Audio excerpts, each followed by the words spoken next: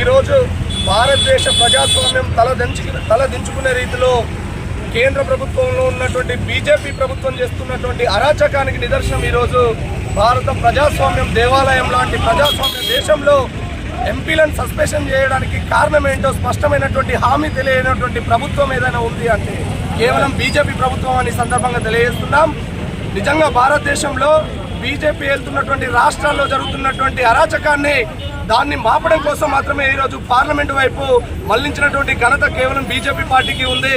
అతి త్వరలో కాంగ్రెస్ పార్టీ వాళ్ళ యొక్క వైఖరిని అదేవిధంగా వాళ్ళు చేస్తున్నటువంటి కుట్రలను కేవలం మతతత్వంతో మాత్రమే ముందుకెళ్తున్నటువంటి పార్టీ బీజేపీ పార్టీ ప్రజాస్వామ్యాన్ని కూని చేస్తుందనడానికి నిదర్శనం ఈరోజు లోక్సభలో జరిగినటువంటి వ్యవహారం. కాబట్టి బీజేపీ నాయకులారా ఖబర్దార్, కేవలం మతతత్వంతో మేము ముందుకు వస్తా అంటే నడవదు, కేవలం బీజేపీ ప్రభుత్వంతో నడిపిస్తా అంటే నడవదు. డాక్టర్ బిఆర్ అంబేద్కర్ రాసినటువంటి రాజ్యాంగంతో భారతదేశం నడవాలి తప్ప ఏదో ఒక పార్టీతోనో ఏదో ఒక అధికారంలో ఉన్నటువంటి పార్టీతోనో నడవదని సందర్భంగా తెలియజేస్తున్నాం.